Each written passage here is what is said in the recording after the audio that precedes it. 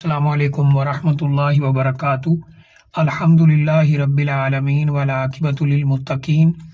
والصلاۃ والسلام علی اشرف الانبیاء والمرسلین نبینا و رسولنا و حبیبنا و امامنا محمد وعلی آلہ واصحابہ اجمعین،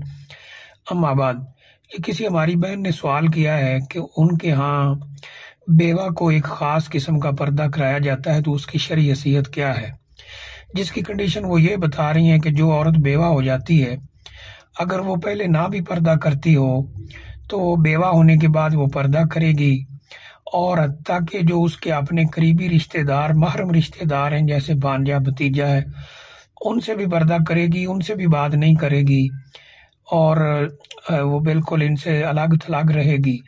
تو کیا اس قسم کا پردہ اور اس قسم کے کوئی احکامات شریعت کے اندر موجود ہیں؟ دیکھیے،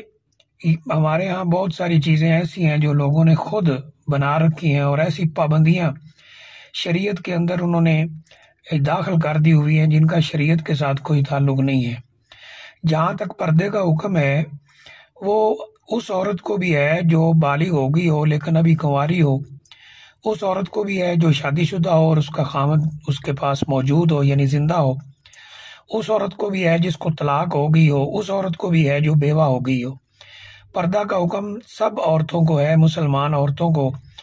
جیسا کہ قرآن مجید کے اندر واضح طور پر موجود ہے، یا ایھا النبی کل ازواجک و بناتک و نساء المؤمنین یدنین علیہن من جلابیبہن، کہ اے پیغمبر علیہ الصلوۃ والسلام، آپ اپنی بیٹیوں کو، بیویوں کو، تمام مسلمان عورتوں کو حکم دیں کہ وہ اپنے اوپر اپنی چادریں گرا کر رکھیں۔ یہ آیت کریمہ دلیل ہے کہ ہر مسلمان عورت پہ پردہ ہے، اور پورے جسم کا پردہ ہے۔ اجنبیوں سے اپنا پورا جسم سمیت چہرہ اس نے چھپا کر رکھنا ہے۔ جہاں تک سوال کے اندر اس پردے کا تعلق ہے تو اس کا شریعت سے کوئی تعلق نہیں۔ جو عورت بیوہ ہو جاتی ہے اس پر پابندی ہے کہ وہ خاوند کے گھر میں رہ کر عدت گزارے، 4 مہینے 10 دن، اچھے کپڑے نہ پہنے، زیب و زینت کا اظہار نہ کرے، اور گھر سے بغیر کسی بڑی مجبوری کے نہ نکلے، جیسا کہ کوئی مجبوری ہو، اسپتال وغیرہ جانا ہے، دوائی لینا ہے، ورنہ وہ گھر میں رہے۔ گھر کے اندر رہ کر وہ اپنے بھانجے سے، بھتیجے سے، اپنے محرم رشتہ داروں سے جیسے باپ ہے، بھائی ہے، بیٹا ہے، بھانجا ہے، بھتیجا ہے، پوتا ہے، نواسا ہے، ان کے ساتھ وہ بات کر سکتی ہے اگر وہ گھر آ جاتے ہیں۔ چچا ہے، تایا ہے، ماموں ہے، اس طرح سسر ہے،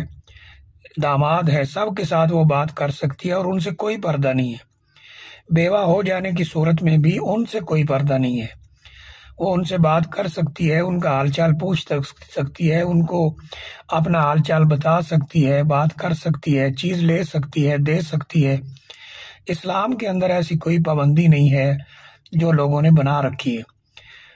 یہ جہاں تک میں سمجھتا ہوں، کیونکہ جہاں تک ہماری معلومات ہیں اور ہم نے کچھ معلومات اکٹھی کی بھی ہیں، یہ ہندوؤں کی رسمیں ہیں، اسلام کا اس کے ساتھ کوئی تعلق نہیں۔ بدقسمتی سے ہمارے ہاں بہت سارے مسائل کے اندر